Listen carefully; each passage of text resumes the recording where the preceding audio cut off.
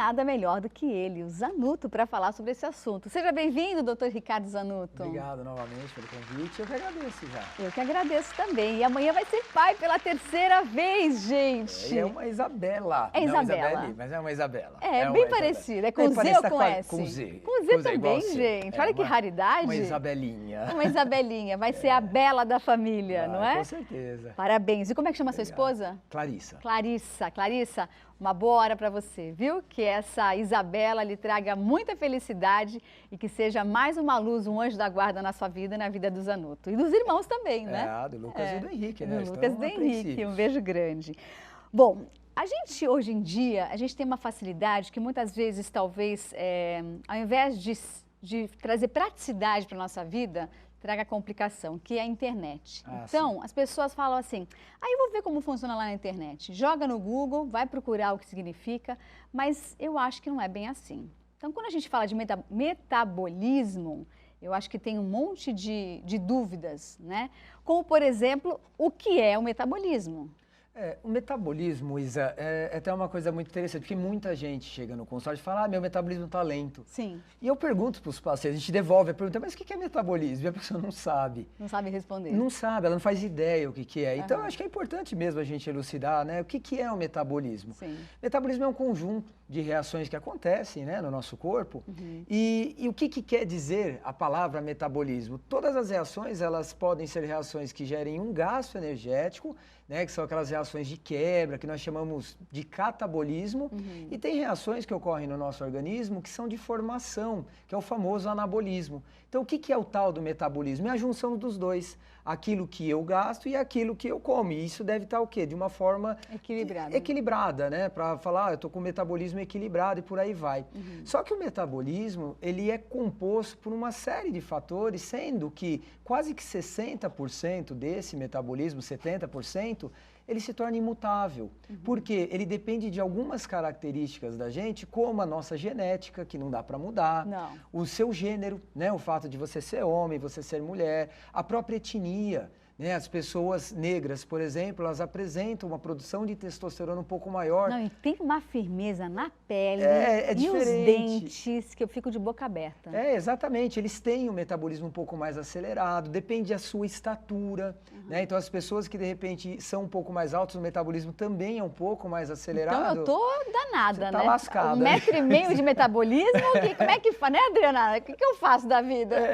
Então, assim, 70% não dá para mudar. Tá? Mas tem 30% que dá. E o que se muda no metabolismo? Exatamente aquela condição e quantidade que nós temos de massa muscular e de massa de gordura.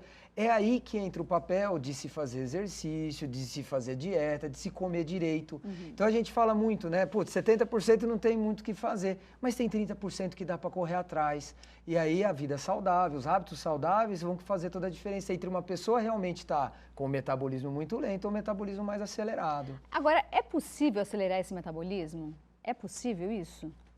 É completamente possível, tá? Toda vez que a gente fala de metabolismo, como eu disse, tem fatores que a gente não muda, como, por exemplo, a própria questão da idade, né, que não tem muito o que fazer. Quanto mais velhinho você fica, você acaba tendo uma lentificação dele, porque a massa muscular vai diminuindo. A partir de que idade esse metabolismo começa a mudar? Olha, isso varia muito de pessoa para pessoa, porque a questão metabólica, ela depende muito também de questões que são hormonais. Então, tem mulheres que entram em menopausa precoce. A gente ouve bastante isso, Exatamente. Né? E quando tem uma menopausa precoce, a produção do próprio estradiol, da progesterona, da testosterona, ela se reduz. E aí esse metabolismo pode lentificar mais cedo. Tem mulheres que é mais tardio. Tem homens que também, um pouco mais jovens, já começam a ter uma lentificação. Não existe um ponto, não existe uma idade. Geralmente o que se preconiza entrou na meia-idade, que é por volta dos 45 anos, a qualquer momento, ou mais cedo ou mais tarde, essa parte hormonal vai sofrer alteração e o metabolismo pode começar a se lentificar aos poucos, tá? E o que poderia, de fato, né, melhorar essa questão do metabolismo? Existem alguns alimentos, né, além do exercício, alguns alimentos que também ajudam, que são aqueles alimentos considerados de termogênicos. Ai, a gente ouve bastante. Hoje em dia está na moda falar deles, né? Sim, bastante. E o que seria esses alimentos termogênicos? São esses alimentos que, de uma forma indireta ou até direta mesmo, eles podem afetar a forma com que o nosso organismo gasta essa energia. Outro dia eu recebi uma moça lá em casa que cozinha e ela disse assim: Isa, coloque chia em tudo. Põe a chia na salada, no arroz, no feijão, em tudo. Chia, por exemplo, ajuda a acelerar o metabolismo? A chia, na verdade, ela é rica em fibras, tá? Principalmente em fibras solúveis. Então, qual que é o papel da chia? Ela acaba, você tem que hidratar ela, né?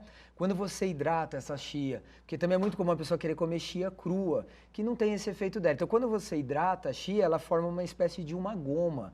E essa goma, como é rica em fibras solúveis, ela acaba tendo um papel fundamental no intestino. Ah, então não adianta polvilhar, por exemplo, a minha salada com a chia crua, que não vai ter o efeito que eu espero. Para ter esse efeito, principalmente na motilidade do intestino e até o que se preconiza da chia com redução de colesterol, é preciso que ela seja hidratada. Então, geralmente o que se faz? Pega uma colher de sopa, coloca num copo de água, deixa ela hidratar, e aí quando a pessoa ingere aquela chia, ela vai formar uma espécie de uma goma, e isso vai acabar sequestrando um pouco de colesterol do intestino. Ah, e aí você joga um pouco desse colesterol fora. Então não seria um efeito assim tão termogênico, não seria aplicado a isso. E aquelas pessoas que comem e vão ao banheiro? A gente pode considerar isso um metabolismo acelerado? Ou não? Uma coisa não tem nada a ver com a outra? Então isso também depende, tá? Porque a motilidade do intestino, né? Nosso intestino todo, assim como o estômago, ele é inervado pelo sistema nervoso autônomo. Então, a própria motilidade intestinal, ela varia muito também de pessoa para pessoa. Às vezes a pessoa não tem nem problema na peristalse do próprio intestino, mas é a parte neural que não funciona direitinho. Então, também não dá para falar, nossa, o metabolismo está acelerado, porque ela vai mais ou menos no banheiro. A questão de metabolismo acelerado mesmo, a gente percebe muito quando aquelas pessoas que comem muito e, né, acho que todo mundo aqui conhece um que é magro de ruindade, né? Aquela pessoa que come e, cara, não ganha peso. Eu tenho um paciente no consultório que eu até brinco, né? Que eu falo, cara, você é um X-Men. Porque a gente dá, às vezes, dietas de 4.000 quilocalorias para uma pessoa que, se você seguisse só a teoria da coisa, você daria muito menos. E o cara não ganha peso. E ele jura de pé junto que ele comeu. Comendo. E eu não duvido que ele tenha comido. Eu também não duvido. Né? Então, sim, existe uma questão também do próprio alimento, a própria termogênese do alimento em cada pessoa varia. E existe alguns tipos de alimento que também são termogênicos, como a própria pimenta. A pimenta? A pimenta, ela é bem termogênica, ela é sim um dos alimentos que ajudam, né? Ela chega Mas a pode acelerar. ser aquela pimenta do reino que a gente gira na salada? Ou não? É assim, aquela vermelhinha? A pimenta é o seguinte, a pimenta do reino, a gente tem que ficar um pouco ligado, porque o excesso dela tem até correlação direta com alguns quadros até de hemorroidas, tá? Porque ela é bem irritativa da mucosa do intestino. Quando a gente fala da pimenta e essa questão de metabolismo, a gente se refere mais à pimenta vermelha, porque ela é rica num composto que chama capsaicina, que é o quê? É quem dá aquele ardor da pimenta.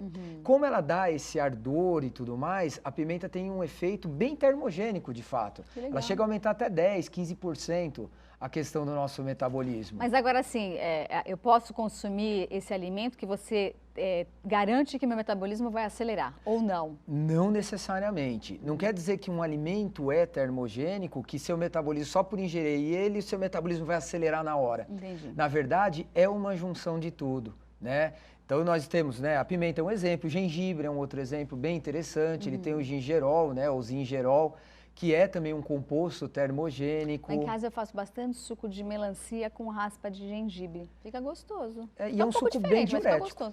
Ele é bem diurético. A melancia a gente só tem que ficar também um pouquinho ligado, porque muita gente também fala, nossa, eu adoro melancia.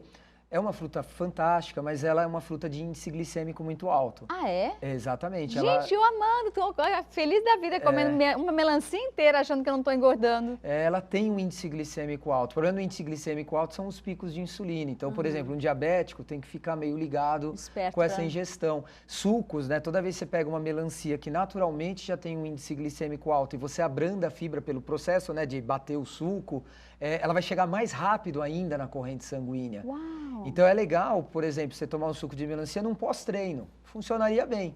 Né? Acabei de treinar, fui para academia, tomei um suco de melancia depois de treinar. Mas no almoço, legal. por exemplo, eu já tenho que... Dependendo do volume de carboidrato que você já comeu, ela pode sim dar um pico de insulina e um alimento que teoricamente é inofensivo pode se tornar um alimento que dê um pico de insulina e aumente sua lipogênese, e você possa ganhar um pouquinho mais de peso. Ela pode ajudar a guardar essa gordurinha. Agora, o gengibre, fantástico, é um alimento que é antifúngico, é um alimento que aumenta o metabolismo geralmente até 10%. Um outro alimento que é muito comum é a canela. Ai, adoro canela. A canela, ela ajuda bastante. Ontem eu tomei um sorvete de canela, já tomou? Não, de canela uma só não. delícia, sorvete de canela com uma tortinha de maçã. Chama crumble de maçã. Nunca comi isso, não. Gostoso demais. A canela, ela tem um composto que chama cinamaldeído, tá? Que é um composto fenólico que ajuda bastante com a questão metabólica. Só tem que ficar meio esperto também com canela demais. Por quê? Porque toda a gente fala, canela é termogênica, o pessoal põe canela em tudo, né? Porque a canela, ela também tem um efeito anticoagulante. Então, assim, pessoas que, de repente, estão fazendo o uso já de medicamento anticoagulante, tem que tomar cuidado, porque o excesso de canela, ele realmente pode afinar o sangue. Ela tem um papel, ela é muito indicada até mesmo para pacientes que são diabéticos. Sabe que eu estava nos Estados Unidos e meu pai desenvolveu a diabetes e aí nos Estados Unidos eles têm muita coisa para diabético, né? Sim. Então, em todas as farmácias que eu entrava, tinham prateleiras e prateleiras de remedicamento e de utensílios para diabéticos e a maioria das vitaminas, os kits que eles vendem de vitamina, tinha o cinnamon, que é a canela. E aquilo me chamou a atenção. Eu falei, bom, deve ser bom, né? Porque se está dando para diabetes, deve prevenir alguma coisa, né? A canela tem uma relação direta com a quantidade de açúcar do sangue. Ela ajuda a baixar um pouquinho esse açúcar. Só que, por exemplo, você pega, de repente, um paciente que está com a glicemia controlada ou está fazendo uso de insulina e aí ele come ou ingere muita canela, pode fazer uma hipoglicemia reativa. Quanto é muito canela? Mais do que uma colher de chá. Vixe, então eu consumo bastante canela. Eu adoro canela. Banana com canela eu como quase todo dia lá em casa. Não tem problema, a banana com canela você não usa muito mais do que isso, né? Mas mais do que isso, ela pode sim trazer alguns problemas. A canela também, ela pode às vezes ser um pouco irritativa para a mucosa gástrica. Agora, doutor Zanuto, muitas, principalmente acho que mulheres, né? Outro dia eu estava conversando com uma amiga minha, ela falou assim, essa semana eu vou ficar sem comer porque eu tenho uma festa, eu preciso emagrecer. As mulheres às vezes têm o hábito de querer emagrecer rapidamente e acham que o fato de parar de comer vai acelerar o metabolismo e você vai emagrecer rapidamente, principalmente na hora que acorda, no café da manhã. As pessoas, não, eu vou cortar o café da manhã e aí eu só vou comer um negocinho à tarde e à noite só uma sopinha. Como é que funciona isso em relação ao metabolismo? Olha, o metabolismo, como eu estava comentando contigo logo no começo, se 70% não dá para mudar, ok, não vamos discutir. 30% ele vai depender da tua composição corporal em grande parte, né? Então você tem as calorias que o seu cérebro usa. Muita gente acha que o sistema nervoso não usa, mas só o nosso cérebro ele consome 1/5 da caloria que a gente ingere por dia. Senhora. Percebe? Então, poxa, a pessoa tem um gasto calórico de 2.000 quilocalorias dia, 400 calorias é só para o sistema nervoso, só para o cérebro. É o chefão, né? Quem manda. Então ele gasta muita caloria. E onde que está o grande problema quando você não come? É exatamente esse cérebro. Ele vai precisar de energia. Ele é inteligente. Pra caramba. Na verdade, é o órgão central, é o cara que manda. E aí, se de repente eu faço esse jejum prolongado, olha só, eu jantei uma sopinha hoje, né? 9 horas da noite, né? Por exemplo. Chegou no outro dia, eu não tomei café, eu só vou comer uma coisinha no almoço. Eu abri um jejum de 15 horas, você percebe? Muito tempo. Esse tempo em jejum, ele vai fazer com que teu organismo, ele apresente uma resposta hormonal para, de alguma forma, produzir glicose. Tá? Esse processo tem um nome bioquímico meio complicado, chama gliconeogênese, né? Você cria uma nova glicose. Só que para criar essa nova glicose, o que eu preciso? Retirar e tirar substrato de algum lugar. Quem acaba virando glicose? Músculo. A proteína muscular. Músculo. Exato. Aí o que acontece? Eu uso a minha musculatura para ser no meu fígado os aminoácidos serem convertidos em açúcar para manter o meu cérebro em bom funcionamento. Vou usar gordura também, é óbvio, né? O cérebro também se adapta a usar o corpo cetônico, que vem do metabolismo das gordurinhas. Só que qual que é o grande problema disso? Eu também perdi musculatura. E a musculatura não é essencial para o meu metabolismo. Claro. O que acontece? O metabolismo, então, ao invés de acelerar, é exatamente o oposto. Ele freia. Entendi. Então, conforme ele vai ficando, quanto mais jejum, menos eu como, é exatamente o extremo oposto. Então, para acelerar o metabolismo, a gente tem que comer de 3 em 3 horas? Existe, né? O que a gente geralmente preconiza é não abrir períodos longos de jejum. Por quê? Períodos muito longos de jejum aumenta a utilização do músculo como fonte de energia e isso pode fazer com que meu metabolismo diminua, reduza. Existem uns estudos novos, de 1 ano e meio para cá, mais ou menos, que eles estão até equiparando a quantidade de ingestão, se é interessante realmente o fracionamento ou se apenas 2 ou 3 refeições diárias seria até melhor, né, em termos de metabolismo. Aparentemente, tem um estudo só que fala sobre isso. Parece que se a pessoa já tem esse hábito ao longo da vida, o famoso café, almoço e janta, a questão metabólica também não é afetada. Ah, é? Então tem umas coisas novas surgindo na nutrição. Eu costumo falar, né, até falava isso muito na faculdade com meus alunos, né? Nossa ciência não é exata, né? Então até esse conceito das 3 em 3 horas é uma coisa que pode ser que daqui 1 ano eu venha aqui de novo e fale, Isa, mudou, agora os caras estão falando diferente, sim. Tá? Agora, é individual, é o que eu falo para todo mundo. Metabolismo, composição corporal, necessidade calórica, ela é individual. Nunca esqueçam o primeiro princípio das ciências da saúde, que é a individualidade biológica. Sim. Eu até brinco, eu falo, né, não deixa a internet te diagnosticar. Então, né? Procurem profissionais para calcular, eles sabem o que estão fazendo. Como o Zanuto, que está aqui para conversar com você. Quais exercícios mais indicados para acelerar o metabolismo? Olha, da parte de exercícios físicos, são todos aqueles que, todo tipo de atividade que, na verdade, coloca a tua musculatura esquelética em movimento. Então, qualquer exercício, do ponto de vista metabólico, vai ajudar. Né? Você pode fazer uma corrida, você pode nadar, você pode fazer musculação, você pode fazer Mas, por exemplo, crossfit, a musculação, eu entendo que eu gaste menos caloria do que, por exemplo, uma corrida. Será que eu estou errada? Está, na verdade. Viu como a gente aprende na Revista Mais? Tá vendo? Na verdade, o que acontece? Hoje a ciência do treinamento também é uma ciência que tem evoluído demais, né? E o que se sabe hoje? Antigamente era muito comum, né? Nossa, poxa, preciso emagrecer, 1 hora de esteira. Hoje não. Já tem uma série de estudos que mostram que a manutenção da massa muscular e principalmente, antigamente se falava muito em volume, né? 1 hora, 1 e meia correndo, a gente ficava 2 horas na esteira. Hoje a gente já sabe que não, é melhor você treinar num tempo menor, mas com uma intensidade maior. Quanto mais intenso esse exercício, mais adaptações no seu metabolismo você vai ter, maior vai ser uma taxa que a gente chama na fisiologia de EPOC. Né, que é o consumo de oxigênio pós-esforço. Então, assim, traduzindo para o pessoal que está em casa entender, quanto mais intenso você faz o exercício, maior vai ser o seu consumo de oxigênio no pós-exercício, na recuperação do exercício. Em outras palavras, você vai consumir mais calorias para recuperar aquele músculo depois que acabou a sessão do treino.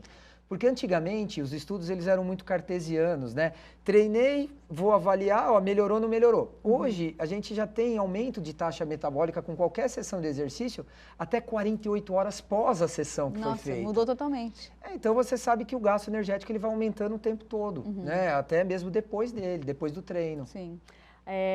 Dizem também que beber água gelada com limão quando você acorda, acelera o metabolismo, é verdade? Na verdade, a água gelada, se você bebe uma água gelada, significa que teu corpo vai ter que trazer ela próximo da temperatura corporal, de 35, 36 graus, para ela poder ser absorvida. Isso aumenta o gasto energético? Aumenta. Então não é uma mentira, porque aumenta. Agora, quantas quilocalorias isso aumenta? É relevante esse aumento? Vale a pena? É muito pouco, né? Na verdade, a gente sabe que sim, é fato. Tem estudo que mostra, olha, aumenta a taxa metabólica. Por quê? Entra num contexto chamado de termogênese do alimento. Cada alimento tem uma termogênese diferente. Cada alimento, ele gasta um X de caloria para ele ser absorvido. Então, por exemplo, no mesmo contexto da água gelada, a água gelada gasta mais caloria para ser absorvida que uma água na temperatura ambiente? Gasta. A proteína gasta mais calorias do que um carboidrato para ser absorvido? Gasta. A termogênese dela é maior. Tanto que a gente fala, poxa, vai numa churrascaria, se empanturra com carne gordurosa. Você vai ver que você não vai ter fome por longas horas, você vai perceber que vai ficar empachado, né? Dá aquela sensação de peso. A palavra certa é essa, me sinto empachada. Você fica, né, lotada, aquela coisa que não tá legal. Então depende realmente do tipo de alimento. Tem alimentos com termogêneses diferentes. E aí tem uma lista enorme, né? Tem bastante coisa. E se você quiser saber a lista e tantas outras informações, é só você ligar para o consultório do Dr. Ricardo Zanutto, nutricionista. O telefone é o 4902-5240. 4902-5240. Tem o site para você conhecer o trabalho dele, que é www.zanutto.com. Eu comprei uma lembrancinha, eu fui almoçar e eu falei, vou levar para ele um presente. Olha aqui, ó, deixa eu pegar aqui da minha caixinha de Deus, a CDC. Essa que é a caixinha de Deus, viu, gente? Que a gente falou a semana passada, que no final do ano eu presentei as pessoas. Aliás, deixa eu mandar um beijo especial para Eliana e para Laí Ribeiro, que a primeira vez que eu ganhei a caixinha de Deus foi dela, né, Dri? Ela que sempre presenteia todo mundo. Foi através da Eliana Ribeiro que eu conheci esse trabalho lindo. Bom, eu fui almoçar e sabia que eu ia falar sobre esse tema, e aí eu comprei essa paçoca aqui, ó. Eu queria presentear o Ricardo Zanutto, mas o objetivo da paçoca não é nem em si a paçoca, e sim o nome, que está escrito amor, que é o que eu desejo para você obrigado, amanhã, Isa. quando Super sua filha obrigado. nascer. Eu sei que esse amor já existe, Obrigado. né? Não sei se você pode comer, se não pode, Não, isso eu vou comer, se acelera o metabolismo, se não acelera, eu só sei que é gostoso. Obrigado. Então, que você tenha uma ótima hora amanhã para você e para sua esposa. Eu que sou mãe sei o quanto é importante esse momento, né? A hora do parto, que seja um momento único na vida de vocês. Obrigada, viu?